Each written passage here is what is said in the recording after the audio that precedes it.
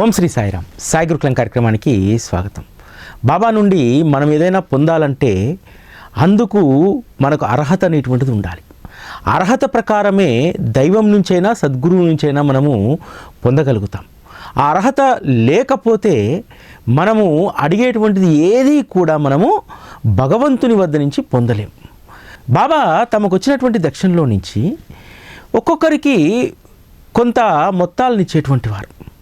తాత్యాకు 50 రూపాయలు, బయ్యాజీకి 40, ఇంకొకరి 30, 20, 10, 5 ఆ విధంగా ఇచ్చేటువంటి వారు. ఎందుకు బాబా ఒకరికి ఎక్కువ మరొకరికి తక్కువ ఇచ్చారు? వచ్చినటువంటి దాన్ని వారు ఇవ్వదలుచుకున్నటువంటి దాన్ని సమానంగా పంచవచ్చు కదా? కాదు. ఎవరి అర్హతలను బట్టి బాబా వారికి దక్షిణలో నుంచి భాగాన్ని పంచేవారు. తాత్య బాబాకు చాలా ఇష్టం కాబట్టి తాత్యాకు ఎక్కువ డబ్బు ఇచ్చేవారని చెప్పి అనుకునేటువంటి వారు. కానీ అది వాస్తవం కాదు. ఆ కుటుంబం చేసుకున్నటువంటి పుణ్యం భగవంతుడు సాక్షాత్తు షిరిడీకి వస్తే సొంత సోదరుని మాదిరిగా భావించి బాబాకు భోజనం పెట్టందే ఆవిడ తిననటువంటి గొప్ప భక్తురాలు తాత్య తల్లి బాయిజా. అందుకనే బాబా ఈ రుణాన్నంతా గుర్తుపెట్టుకున్నాడు, రుణపడిపోయాడు బాయిజాకు. అందువల్లనే తన కొడుకు బాధ్యతను చివరగా బాబాకు అప్పచెప్పింది కదా.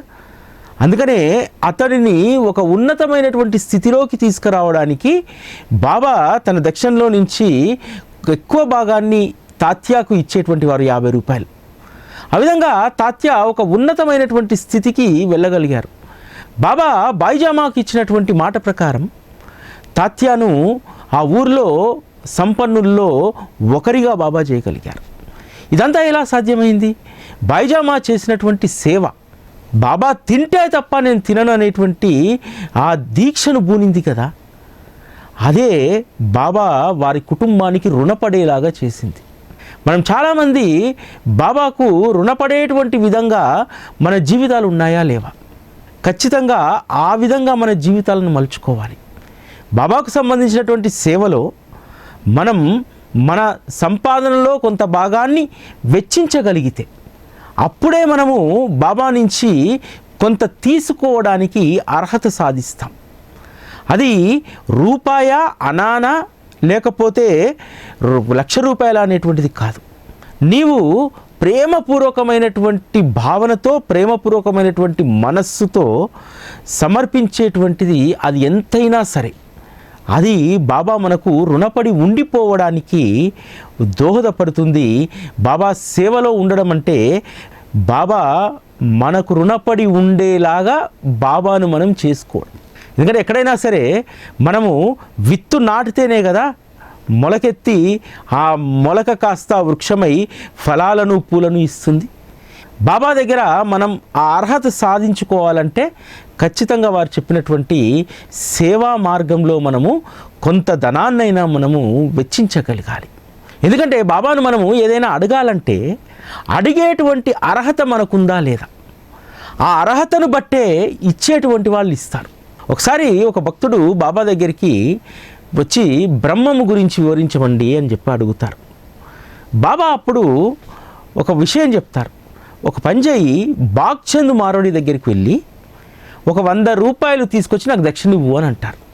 అతను వెళ్ళి బాగ్చంద్ మార్వాడి దగ్గర 100 రూపాయలు అప్పడుగుతాడు.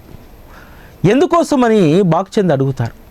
అడిగితే బాబాకు దాన్ని దక్షిణగా సమర్పించాలి అని అంటే, అయ్యా నేను అంత రుణాన్ని నీకు నేను ఇవ్వలేను, బాబాకు నా నమస్కారాలు తెలియజేయండి అని అంటారు. వచ్చి బాబా దగ్గర వచ్చి చెప్తాడు, బాగ్చంద్ నాకు డబ్బు ఇవ్వలేదు అని చెప్పి. సరే ఇంకో 4-5 పేర్లు చెప్పి వాళ్ళ దగ్గరికి వెళ్ళి తీసుకురాపు అంటారు. ఎవ్వరూ ఇవ్వరు. అక్కడే కూర్చున్నటువంటి నానాసాహెబ్ను బాబా ఆదేశిస్తారు, బాగ్చంద్ వద్ద నుంచి ఒక 100 రూపాయలు తీసుకొచ్చి నాకు ఇవ్వగలుగుతావా అని అంటారు. నానాసాహెబ్ చందోర్కరు ద్వారకా నుంచి కదలలేదు. ఒక చీటీ రాసి బాగ్చంద్కు 100 రూపాయలు ఇవ్వమని చెప్పి ఆ చీటీ పంపించాడు. వెంటనే బాగ్చంద్ 100 రూపాయలు ఆ వెళ్ళినటువంటి వ్యక్తితో ఇచ్చి నానాసాహెబ్ పంపిస్తాడు. నానాసాహెబ్ అప్పుడు బాబాకు దాన్ని సమర్పిస్తాడు. అక్కడ ఉన్నటువంటి వ్యక్తి ఆశ్చర్యపోతాడు. నేను అడిగితే ఎందుకు బాగ్చంద్ నాకు డబ్బు ఇవ్వలేదు అని చెప్పి మనసులో బాధతో విఠల్ మందిరంలో ఉన్నటువంటి దాస్కర్ మహారాజ్ దగ్గరికి వెళ్తారు.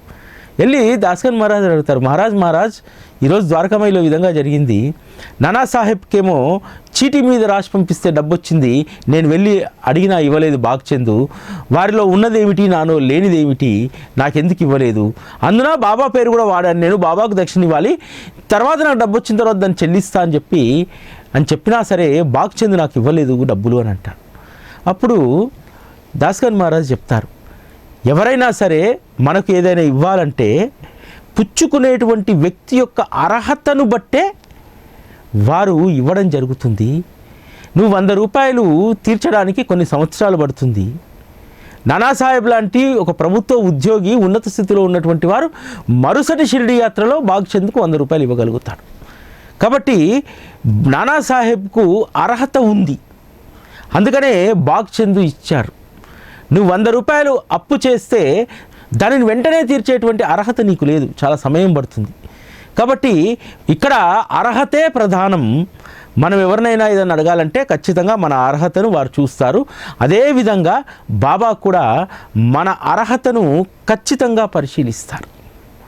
ఇంకొక విచిత్రమైనటువంటి విషయం ఏమిటంటే, బాబా మన జీవితంలో అనేక మేళ్ళను చేస్తుంటారు. మనం ఏదైనా కష్టంలో ఉన్నప్పుడు ఆ కష్టం నుంచి బయటపడడానికి కొంత నష్టాన్ని ఓర్చుకోవాల్సి వస్తుంది. ఆ నష్టాన్ని కూడా ఓర్చుకోలేనటువంటి స్థితిలో మనం ఉంటాం. ఒకసారి ద్వారకామాయిలో మార్వడి కూర్చొని ఉంటే బాబా చెప్తాడు, వెళ్ళు నీ గడ్డివాము తగలబడుతుంది, వెళ్ళి దాన్ని ఆర్పు అని అంటారు. అని బాబా ఇక్కడనే సైగ చేసి దాన్ని ఆర్పేటువంటి ప్రయత్నం చేస్తారు. అతను వెళ్ళేసరికి గడ్డివాము పూర్తిగా తగలబడి పక్కకు మంటలు వ్యాపించకుండా అది అక్కడే అగ్ని ఆరిపోతుంది. అది చూసి వచ్చినటువంటి మార్వడి బాబా దగ్గరికి వచ్చి బాబాను నిందిస్తూ ఉంటాడు, నిలదీస్తూ ఉంటాడు. బాబా, మీరు చెప్పారు కదా ఆ అగ్నిని వెంటనే ఆర్పేస్తే మీరు మీ శక్తితోటి, నా గడ్డి ఉండేది కదా, ఈరోజు నా గడ్డివాము పూర్తిగా తగలబడిపోయింది అని అంటారు. అప్పుడు బాబా పక్కనే ఉన్నటువంటి నానాసాహెబ్తో చెప్తారు, నానా, అతనికి తెలిసి వచ్చేలాగా చెప్పవా, నేను స్వయంగా వెళ్ళి ఆ గడ్డివామును ఆర్పడం బట్టే కదా పక్కన నూర్పిడి చేసినటువంటి ధాన్యం అంటుకోకుండా ఆగింది, దానిని తెలుసుకోకుండా నన్ను నిందిస్తున్నాడు. అరే నాది గడ్డివాము అంటున్నాడు, జనన మరణాలు దైవాధీనం అనేటువంటి విషయం కూడా తెలియనటువంటి వాడు నా సాహచర్యంలో ఉన్నాడని చెప్పి నేను చింతిస్తున్నాను నాన్న. నిజానికి గడ్డి నాది అని అంటున్నాడు, గడ్డి ఆ మార్వడిది ఎలా అవుతుంది నాన్న? అది విత్తనం ద్వారా మొలకెత్తినటువంటిది, మేఘాల నుండి వచ్చినటువంటి నీరు ద్వారా పెంచబడి పోషించబడినటువంటిది, సూర్యరశ్మి ద్వారా శక్తిని పొంది అది ఏపుగా ఎదిగింది కదా. నిజానికి ఆ గడ్డికి యజమాని విత్తనము, మేఘాల నుంచి వచ్చినటువంటి నీరు, సూర్యరశ్మి, ఈ ముగ్గురు గరా యజమానులు. ఇతనేంటి నాది అని అంటాడు అని నాన్నతో అంటారు. అతనికి అర్థమయ్యేలాగా చెప్పు, నాది అనుకుంటే ఏది ఈ ప్రపంచంలో ఉండదనేటువంటి విషయాన్ని ఆ మార్వాడికి అర్థమయ్యేలాగా చెప్పు నాన్న. ఎందుకనంటే అతను చేసినటువంటి మేలును మర్చిపోయి కాలిపోయినటువంటి గడ్డి గురించి మాట్లాడుతున్నాడు. నేను ఎంతోమందికి ఎన్నో రకాలైనటువంటి సహాయం చేస్తూ ఉంటాను, కానీ కర్మ వల్ల వాళ్ళకు కొంత గాయం కాక తప్పదు. ఆ గాయం పుండై అది శరీరాన్ని తినకుండా నేను ఆపుతాను. మరి జనులేమో బాబాను ఆశ్రయించిన తర్వాత నా ఎందుకయిందని అంటారు. ఆ గాయాన్ని మానిపినటువంటి విషయాన్ని గుర్తించారు నాన్న. ఇక్కడ ఒక అద్భుతమైనటువంటి విషయం బాబా చెప్తాడు. భగవంతుడు కొంత ఇస్తాడు, మరికొంత తీసుకెళ్తాడు. ఆ మార్వాడి యొక్క కర్మ వల్ల గడ్డి మాత్రమే తగలబడ్డది, ధాన్యం మిగిలిపోయింది. ధాన్యం విలువైనటువంటిది కదా, విలువైనటువంటిది మిగిలిందనేటువంటి సంతోషం లేకుండా కాలిపోయినటువంటి గడ్డివాం గురించి మాట్లాడతాడు ఏమిటి నాన్న అని చెప్పి బాబా అంటారు. ఇది వాస్తవం. మనం కూడా చాలామంది బాబా ఇచ్చినటువంటి విలువైనటువంటి దాన్ని గుర్తుపెట్టుకోం. ఏదో మనకి ఇష్టమైనటువంటి దాన్ని ఒకదాన్ని కోల్పోతే కోల్పోయినటువంటి దాని గురించి మాత్రమే మనం మాట్లాడతాం. కాబట్టి ఈ సత్యాన్ని మనం గ్రహించుకొని ఉండాలి. బాబా అందరికీ ఒకే రకమైనటువంటి దాన్ని ఇస్తారు. ఒకరికి 100 రూపాయలు ఇస్తే నాకు కూడా 100 రూపాయలు ఇవ్వాలి. లేకపోతే బాబా వివక్ష చూపెడుతున్నారని చెప్పి మనం చాలా సందర్భాల్లో అనుకుంటాం. కానీ ఇది అవాస్తవం. బాబా మన యొక్క అర్హతను బట్టి ఎప్పుడు ఏ సమయంలో దేన్ని అనుగ్రహించాలో దాన్ని అనుగ్రహిస్తారు. బడేమియా అనేటువంటి ఒక భక్తుడు బాబా యొక్క గొప్పతనం తెలుసుకొని మరాఠవాడలో ఒక మారుమూల గ్రామం నుంచి షిరిడీకి వస్తాడు. దేనికోసం వస్తాడంటే తన కూతురు వివాహం చేయాలి. దానికి తన వద్ద డబ్బు లేదు. బాబా పరమదయాలువు. ఎవరైనా ఆపదలో ఉన్నటువంటి వారు వెళ్తే, అవసరార్థులు వెళ్తే ఖచ్చితంగా బాబా సహాయం చేస్తారు. బాబా నుంచి నేను సహాయాన్ని పొంది నా కూతురు వివాహం చేయాలి. ఇది అతని షిరిడీ ప్రయాణానికి పెట్టుకున్నటువంటి లక్ష్యం. అక్కడికి వెళ్ళేసరికి మన మనసులో ఏదనుకొని పోతామో అదే సిచ్యువేషన్ ద్వారకామాయిలో చాలామంది భక్తులకు ఆ రోజు అనుభవం అన్నమాట. ఇతను ద్వారకామాయికి వెళ్ళి బాబాకు సాష్టాంగ నమస్కారం చేసి పక్కన కూర్చుంటాడు. అప్పుడే ఆ ఊరికి చెందినటువంటి షిరిడీకి చెందినటువంటి ఒక పాటిల్ కాస్త పలుకుబడి ఉన్నటువంటి వ్యక్తి బాబా దగ్గరికి వస్తాడు. బాబాకు సాష్టాంగ నమస్కారం చేసి పక్కన కూర్చుంటే బాబా అతని కుటుంబ యోగక్షేమాల గురించి అడుగుతారు. అడిగితే అతను చెప్తాడు, బాబా ఊరికి పెద్ద మనిషినే కానీ నేను అప్పుల ఊబిలో కూరికపోయాను. చేతిలో చిల్లి గవ్వాలేదు. కూతురికి మంచి సంబంధం వచ్చింది. ఎలా వివాహం చేయాలో నాకు అర్థం కావట్లేదు. డబ్బు లేదు. ఒకవేళ సరిగ్గా నేను వివాహం చేయకపోతే నా పరువుకు భంగం కలుగుతుంది. ఊరికి పెద్ద మనిషట కూతురు వివాహానికి సరైనటువంటి ఏర్పాట్లే చేయలేదని చెప్పి నాకు చెడ్డ పేరు వస్తుంది. 3,000 రూపాయలు కావాలి బాబా. ఎవరిని అడిగినా ఎక్కడ అప్పు పుట్టట్లేదు. నా యొక్క స్థితి మీకు తెలుసు కాబట్టి మీరు నాకు సహాయం చెయ్యి అని చెప్పి బాబాని అడుగుతారు. బాబా తప్పకుండా పాటిల్, నీ కూతురు వివాహానికి కావలసినటువంటి డబ్బును నేను తప్పకుండా ఇస్తాను. నువ్వు భగవంతుడికి రుణపడి ఉన్నావు. ఇటువంటి సమయంలో భగవంతుడు నిన్ను ఆదుకోమని చెప్పి చెప్తున్నాడు. ఇది భగవంతుని యొక్క ఆజ్ఞ. పాటిల్, నీకు నేను సహాయం చేస్తానంటారు. ఆ రోజు 3,000 రూపాయలు అంటే ఇప్పట్లాగా 500 రూపాయల నోట్లు ఒక 6 ఇస్తేనో, లేకపోతే 100 రూపాయల నోట్లు ఒక 30 ఇస్తేనో లెక్క సరిపోదు. ఆ రోజు అన్నీ కూడా అనాలు, బేడానాలు, ఈ రకరకాలైనటువంటి చలామణిలో ఉన్నటువంటి నాణ్యాలు ఆ రోజు ఉన్నాయి. దాదాపు ఇంత మూట అయితే తప్ప 3,000 రూపాయలు జమగావు. అవి వచ్చినటువంటి బడేమియా ద్వారకామాయినంతా పరిశీలిస్తూ ఉంటాడు. బాబా ఇతనికి 3,000 ఇస్తా అంటున్నాడు. బాబా దగ్గర హుండీ లేదు, బీరువా లేదు, లాకర్ లేదు. అరే 3,000 రూపాయలు ఎక్కడి నుంచి ఇస్తాడు? ఆశ్చర్యంగా చూస్తూ ఉంటే బాబా కఫ్నీ జేబుల్లో 2 జేబుల్లో కూడా చేయబెట్టి కొంత ధనాన్ని తీసి పాటిల్కి ఇస్తాడు. పాటిల్, నువ్వు ఇక్కడ లెక్క పెట్టుకో, మళ్ళీ తర్వాత నన్ను అనొద్దు. 3,000 రూపాయలు ఉన్నాయా లేవో చూసుకో, లెక్క చూసుకో. లెక్క తక్కువైతే మళ్ళీ నేను ఇస్తాను అని అంటారు. పాటిల్ అక్కడ కూర్చొని తీక్షణంగా లెక్క పెట్టుకుంటాడు కాయిన్స్ అన్నీ కూడా. బాబా 3,000 రూపాయలు సరిపోయాయి అని అంటాడు. సరే వెళ్ళి నీ కూతురు పెళ్ళి ఘనంగా చేయని చెప్పి చెప్తాడు. ఇతనికి ఆశ పుడుతుంది. పాటిల్కే 3,000 రూపాయలు ఇచ్చాడు, నా కూతురు పెళ్ళికి 1,000 రూపాయలు చాలు. నేను పేదవాడిని కదా, ఈ పాటిల్ అంత ఘనంగా నేను చేయలేను. వెంటనే బాబా దగ్గరికి వెళ్ళి మొరబెట్టుకుంటాడు.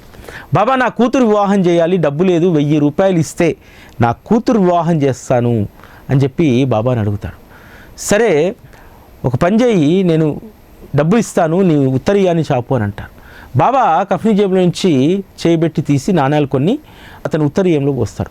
నువ్వు ఇంటికి వెళ్ళి లెక్క పెట్టుకో, డబ్బు లెక్క సరిపోతుంది అని అంటారు. సరే అని చెప్పి ఇంటికి వెళ్ళి లెక్క పెట్టుకునేసరికి బాబా ఇచ్చినటువంటి రాగి నాణ్యాలు మొత్తం లెక్కేస్తే 68 రూపాయలు ఉన్నాయి. ఇదేంది, బాబా నా పట్ల ఇంత వివక్ష ఎందుకు చూపెట్టాడు? ఆ ఊరు పాటిల్ షిరిడీ వ్యక్తి కాబట్టి, అతడు సంపన్నుడు కాబట్టి, అందుకని అతనికి 3,000 రూపాయలు ఇచ్చాడు. నేను పేదవాడిని, బిడ్డ పెళ్లి చేయాలంటే 1,000 రూపాయలు అడిగితే 68 రూపాయలు ఇస్తాడా? ఇది ఎక్కడ విడ్డూరం? నన్ను ఎందుకు అక్కడ లెక్క చూసుకోమని లేదు, పాటిల్ మాత్రం లెక్క చూసుకోమన్నాడు. వెంటనే మళ్ళీ షిరిడీకి బయలుదేరుతాడు. బాబా, నేను పేదవాడిని అని చెప్పి నన్ను చిన్నబుచ్చావు కదా, నా కూతురు వివాహానికి 1,000 రూపాయలు అడిగితే 68 రూపాయలు ఇస్తావా? ఎలా నా కూతురు వివాహం చేసేది అని అడుగుతారు. బడేమియా, నీ కూతురు వివాహం ఈ సంవత్సరం కాదు, వచ్చే ఏడాది అవుతుంది. వచ్చే ఏడాది నాటికి నీ కూతురు వివాహం నాటికి ఖచ్చితంగా నీకు నువ్వు అనుకున్నటువంటి దానికంటే రెట్టింపు ధనం నీ దగ్గర ఉంటుంది పో అని అంటారు. బాబా మళ్ళీ 68 రూపాయలు ఇచ్చి పంపిస్తాడు. అతను తన పొలంలో ఆ 68 రూపాయలు పెట్టుబడిగా పెట్టి ఆ సంవత్సరం పంట వేస్తాడు. ఎప్పుడూ లేనంతగా పంట 2 రెట్ల దిగుబడి వస్తుంది. ఆ పంటను అమ్మితే 2,000 రూపాయలు డబ్బు వస్తుంది. ఆ డబ్బు వచ్చినటువంటి మరుక్షణము కూతురికి సంబంధం ఎత్తుక్కుంటూ వస్తుంది, వివాహం జరిగిపోతుంది, ఇంకో 1000 రూపాయలు తన వద్దనే ఉండిపోతాయి. బాబా మన భవిష్యత్తును వారు ముందే దర్శిస్తారు.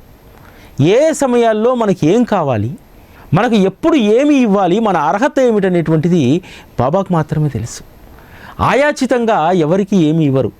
ఇతను ఆయాచితంగా పొందుదామని వచ్చాడు బడేమియా, కానీ పాటిల్ నిజమైనటువంటి కష్టంలో ఉన్నాడు. బాగా బతికినటువంటి వాడు కొన్ని కారణాల వల్ల అప్పుల ఊబిలో కూరుకుపోయాడు. ఈ రోజుకు తనకు అప్పులు ఉండవచ్చు, కానీ తర్వాత సంపాదించుకొని అప్పులను తీర్చగలుగుతాడు. కానీ అకస్మాత్తుగా కూతురు వివాహం వచ్చింది. ఆ సమయంలో ఎవరైతే ఆదుకుంటారనేటువంటి విశ్వాసంతో ద్వారకామాయికి వచ్చారో ఆ శ్రీ సాయినాథుడే అతనికి 3000 రూపాయలు అనుగ్రహించాడు. ఇతను ఆ 3000 రూపాయలు చూడగానే వెంటనే 1000 రూపాయలు పొందాలనేటువంటి కుతూహలం. నిజానికి బడేమియా కూతురు వివాహము కుదరలేదు, సంబంధము రాలేదు. కానీ ముందుగా డబ్బు పొందితే తప్ప వివాహాన్ని చేయలేనటువంటి దాంట్లో ఉన్నారు. బాబాకు మాత్రం తెలుసు బడేమియా కూతురు వివాహం ఎప్పుడు జరుగుతుంది అనేటువంటిది. అందుకనే బాబా కష్టపడడానికి కావలసినటువంటి పెట్టుబడి కొంత ఇచ్చాడు. ఆ పెట్టుబడితోటి పంటేశాడు. కూతురు వివాహానికి కావలసినటువంటి డబ్బును కష్టపడి సంపాదించుకున్నాడు. అందరికీ ఆయాచితంగా ఏదీ రాదు. కొంతమందికి బాబా అనుగ్రహము అత్యంత సులువుగా దొరకగానే ఏమనుకుంటారంటే, వారికి ఎంత ఆయాచితంగా బాబా అనుగ్రహం దొరికిందో నాకు కూడా అలానే దొరకాలనుకుంటారు. కానీ అక్కడ అర్హత ఉంది, రుణబంధం ఉంది. ఈ రెండింటి వల్ల ఆ వ్యక్తికి అంత అద్భుతమైనటువంటి అనుగ్రహం దక్కింది. నీకు రుణబంధము చాలా తక్కువ స్థాయిలో ఉంది, అర్హత కూడా చాలా తక్కువ స్థాయిలో ఉంది. అటువంటప్పుడు నువ్వు పొందడానికి ఆ అర్హతను సంపాదించాలి. బాబా మార్గంలో ఆ అర్హతను మనం పెంచుకుంటూ వెళ్ళాలి. తప్పకుండా మనం ఎప్పుడో ఒకసారి మాత్రం ఖచ్చితంగా బాబా నుండి అద్భుతమైనటువంటి అనుగ్రహాన్ని పొందుతాం. 1980 ఆ సమయంలో ఓ గ్రామంలో 2 మిత్రులు ఉన్నారు. ఇద్దరికీ కూడా బాబా అంటే ఎంతో ప్రేమ, ఎంతో ఇష్టం. వారి తీరిక సమయాల్లో పక్కనే ఉన్నటువంటి పట్టణంలో ఉన్నటువంటి బాబా మందిరానికి వెళ్ళి సేవ కూడా చేసేటువంటి వారు. అట్లా ఇద్దరు గ్రాడ్యుయేషన్ పూర్తి చేశారు. పూర్తి చేసిన తర్వాత మొదటి వ్యక్తి బీఈడీ చదువుకొని టీచర్ ఉద్యోగాన్ని సంపాదించాడు. రెండవ వ్యక్తికి కుటుంబ కారణాల వల్ల తండ్రి చనిపోవడం, కుటుంబ భారాన్ని మోయాల్సి రావడం, దీంతో గ్రాడ్యుయేషన్లోనే ఆపేసి వ్యవసాయం చేసుకుంటూ జీవనాన్ని సాగిస్తున్నాడు. మొదటి వ్యక్తి రెండో వ్యక్తి కోసం బాధపడేవారు. బాబా, ఇద్దరం నీ సేవ చేశాము, నా మిత్రుడికి ఆ పరిస్థితి వచ్చింది, నాకు మంచి స్థితిని ఇచ్చావు, గవర్నమెంట్ ఉద్యోగం కూడా వచ్చింది టీచర్గా, మరి నా మిత్రుడి పరిస్థితి ఇలా అయిపోయింది అని చెప్పి పాపం మొదట వ్యక్తి బాధపడుతుండేటువంటి వారు. కానీ ఎవరికైతే నష్టం జరిగిందో, ఎవరికైతే చదువు మధ్యలో ఆగిపోయిందో ఆ వ్యక్తి ఏ రోజు కూడా బాబాని అడగలేదు, బాబా నా మిత్రుడు మంచి స్థితికి వెళ్ళాడు, ఉద్యోగం చేసుకుంటున్నాను, నేనేమో వ్యవసాయం చేసుకుంటున్నాను, వ్యవసాయం అనేటువంటిది ఎండమావి లాంటిది, ఈరోజు ఉంటే రేపు ఉండదు అనేటువంటిది ఎప్పుడు కూడా బాబా దగ్గర తన మొరబెట్టుకోలేదు. కష్టపడ్డాడు, సంతోషంగా జీవించాడు. కష్టపడ్డటువంటి డబ్బుతోటి తన బిడ్డలకు తనలాంటి స్థితి రాకూడదని చెప్పి మంచి ఉన్నతమైనటువంటి చదువులు చదివించాడు. ఇద్దరు పిల్లలకు కూడా విద్యాబుద్ధులు అబ్బాయి బాబా సహకారం లభించింది. చెరొక దేశానికి వెళ్ళిపోయాడు. కొద్ది రోజుల తర్వాత తండ్రిని ఇక్కడ ఉంచి కష్టపెట్టడం ఇష్టం లేక పిల్లలు విదేశాలకు తీసుకెళ్లారు. అంటే ఎప్పుడు ఎవరికి ఏ ఫలితం దొరుకుతుందనేటువంటిది వారి అర్హతను బట్టే. మొదటి వ్యక్తికి అర్హత ఉంది కాబట్టి గ్రాడ్యుయేషన్ తర్వాత బీఈడీ చేశాడు, గవర్నమెంట్ ఉద్యోగం వచ్చింది. రెండవ వ్యక్తికి ఇంకా కొంత అర్హత సంపాదించుకునేటువంటి సమయం ఉంది, సంపాదించుకోవాలి. అందుకనే అతను బాబాను ఏమాత్రం కూడా నిందించకుండా, తనతో పాటు బాబాను సేవించినటువంటి వ్యక్తికి మంచి ఉద్యోగం వచ్చినా దాని పట్ల ద్వేషభావం లేకుండా జీవితాన్ని తృప్తిగా గడిపాడు. కాబట్టి అతని బిడ్డలకు ఒక మంచి భవిష్యత్తును బాబా ఇచ్చారు. ఇక్కడ మనం గుర్తుపెట్టుకోవాల్సింది ఏంటంటే, ఖచ్చితంగా బాబా మన అర్హతను పెంచేటువంటి ప్రయత్నం కూడా చేస్తాడు. ఒక వైద్యుడి దగ్గరికి వెళ్ళినప్పుడు మనకు రక్తహీనత ఉందనుకోండి, ఆ రక్తహీనత నుండి మనల్ని బయటపడేయడానికి రకరకాలైనటువంటి ఔషధాలు ఇస్తాడు. బాబా కూడా అంతే. మన అర్హత క్షీణస్థాయిలో ఉందనుకోండి, తక్కువ స్థాయిలో ఉందనుకోండి, ఖచ్చితంగా ఆ అర్హతను పెంచుకునేటువంటి అవకాశాన్ని బాబా ఇస్తాడు. ఎలా ఇస్తాడు? బాబా మార్గంలో మనము సంతృప్తిగా ఉన్నప్పుడు మనం పెంచుకునేటువంటి అర్హత దేనిపైన ఆధారపడి ఉంటుందో తెలుసా?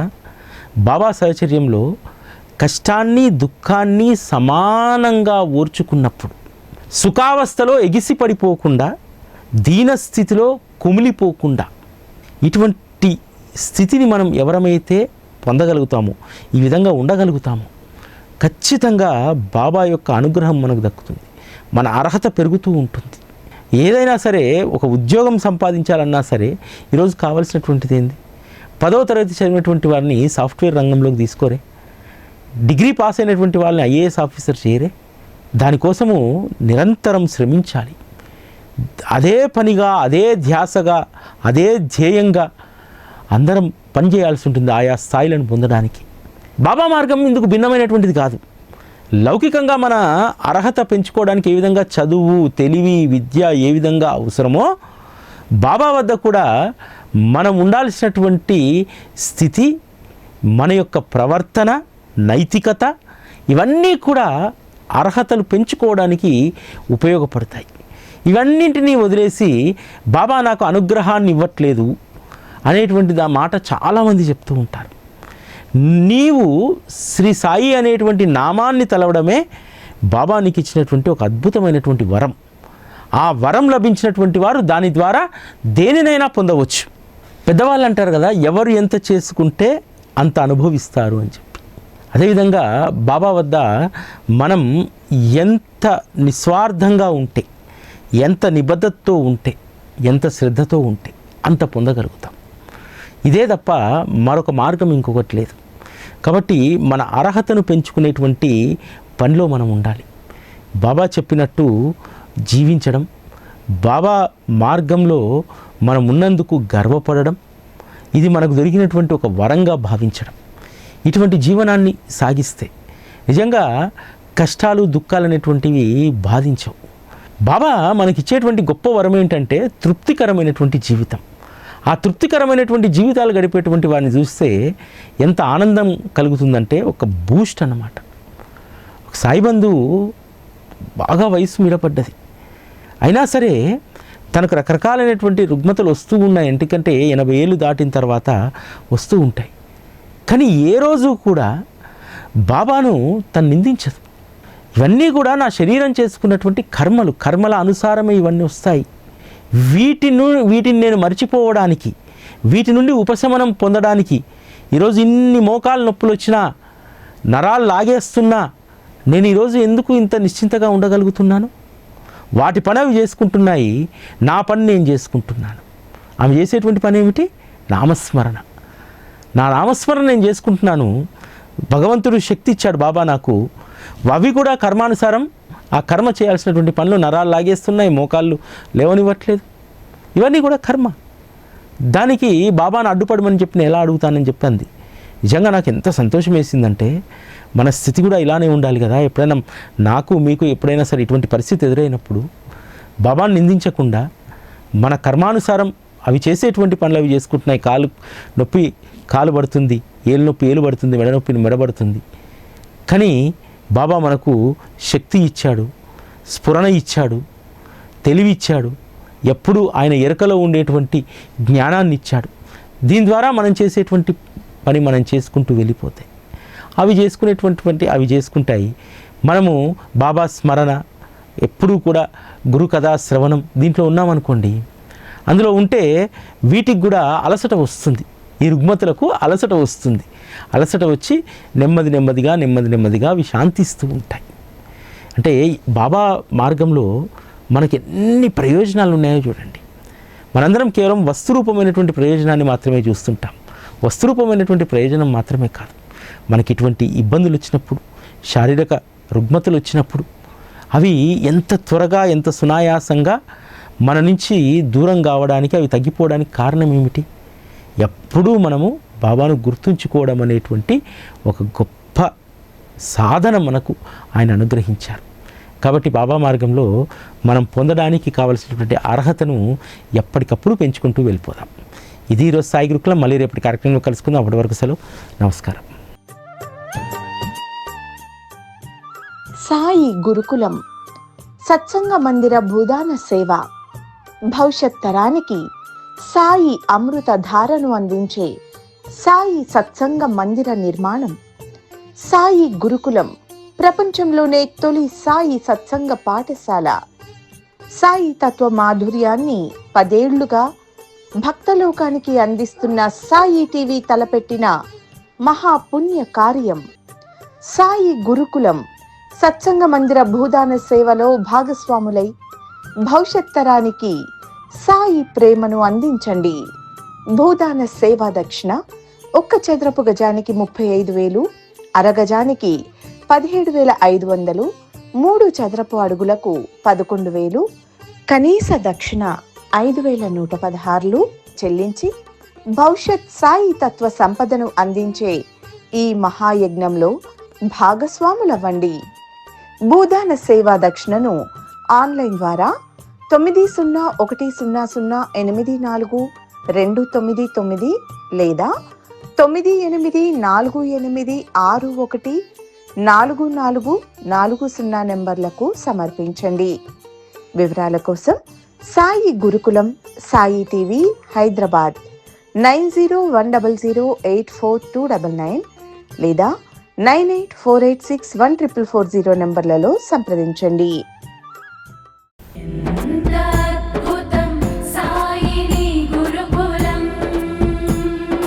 శిక్షణే తప్ప శిక్షలు లేని శరణాగతి సౌదం.